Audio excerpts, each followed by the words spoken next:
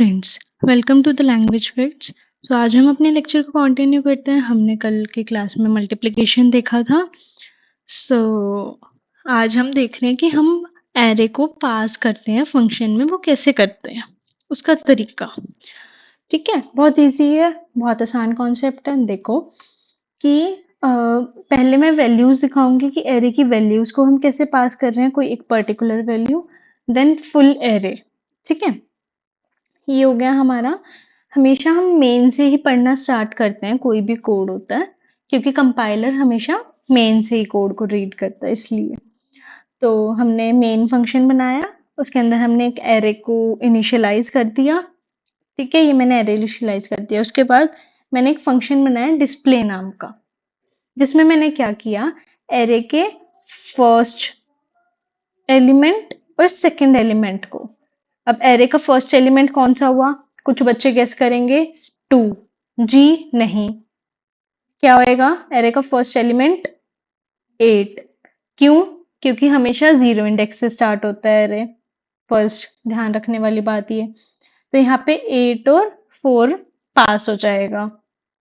ठीक है, अब मैंने ये वॉइड डिस्प्ले करके मैंने फंक्शन बना दिया, जिसमें मैंने एज 1 और एज 2, मैंने एज ही एरे लिया है ना, तो एज 1 और एज 2 मैंने दो वेरिएबल, कोई भी नाम ले लिया वेरिएबल का, वो ले लिए और उन दोनों को प्रिंट करा दिया। ये था सिंपल। क्यों? हमने बस क्या किया कि एरे के पर्टिकुलर एलिमेंट को ही हमने पास किया है। अब हमें कंप्लीट एरे पास करना हो, वो कैसे करेंगे? इसमें यही है कि एलिमेंट्स, एरे के एलिमेंट्स का सम निकालना by passing to the function. तो मैंने क्या किया, मेन फंक्शन बनाया। मेन फंक्शन में मैंने एरे बनाया। ठीक है, मैंने रिजल्ट एक वेरिएबल है, वो आगे यूज हो रहा है, वो हम देखेंगे। एक एरे बनाया एज नाम का, जिसको मैंने इनिशियलाइज भी कर दिया। उसके बाद क्या किया, मैंने रिजल्ट के अंदर क्या कैलकुलेट, मैंने कैलकुलेट सम नाम का एक फंक्शन बनाया, जिसमें मैंने एज, अब हम इसको कैसे पास करते हैं एरे को, नॉर्मली हमें ब्रेसेस भी लगाने की जरूरत नहीं होती, इसमें नॉर्मल नाम हम लिख के वो एरे पास वहां हो गया फंक्शन में।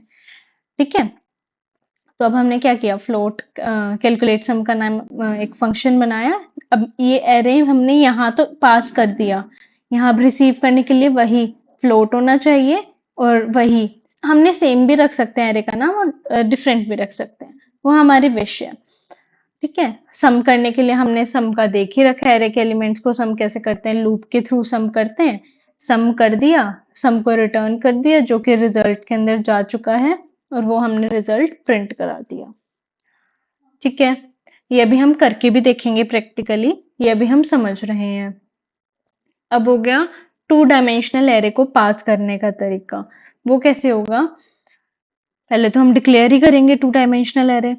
डिक्लेयर कर दिया, उसके बाद डिस्प्ले नंबर्स का हमने ये बता दिया, यहाँ पे ये लाइन लिखने का मतलब ये है कि हमने बता दिया इस नाम का एक फंक्शन बनेगा जिसमें एरे पास किया जाएगा। ठीक है, तो हमने पहले तो नंबर्स ही ले लिए।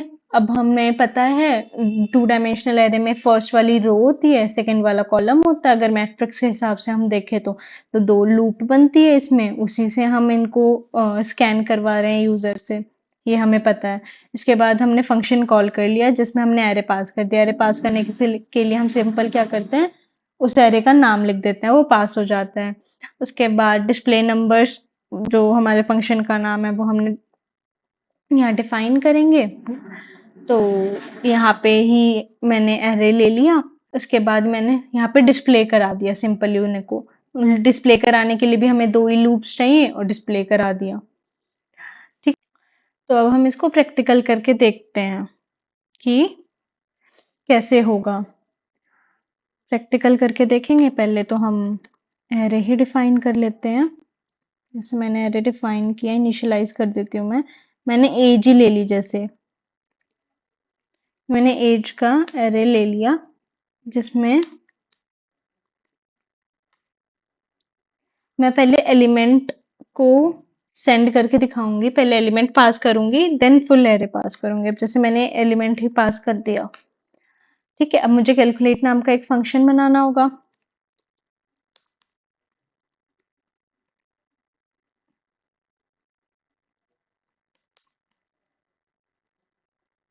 मैंने कैलकुलेट नाम का एक फंक्शन बना लिया जिसमें ये डिस्प्ले हो जाएगा।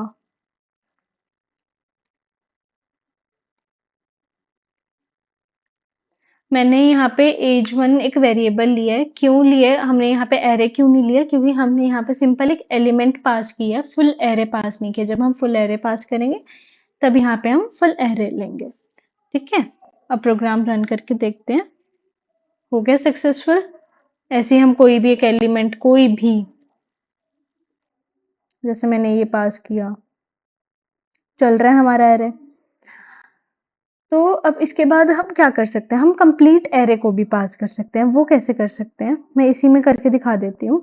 जैसे मैंने ये एरे कंप्लीट पास करना है,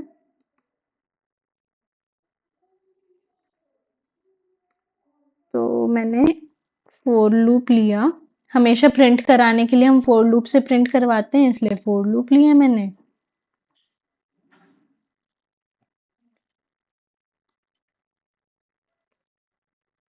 इसमें हम एरे लेंथ भी ले सकते हैं। मुझे पता है कि एरे का साइज क्या है, इसलिए मैंने ये ले लिया। ठीक है,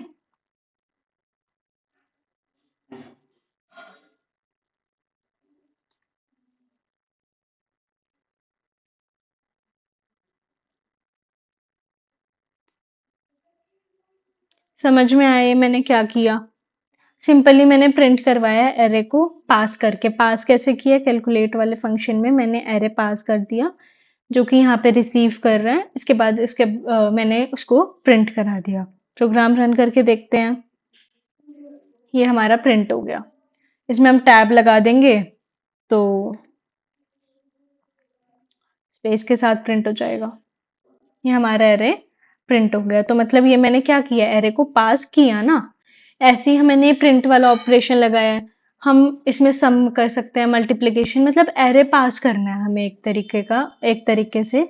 ये था इस आज के लेक्चर में मेन कंक्लूजन इसका, कि हम एरे को कैसे पास कर सकते हैं।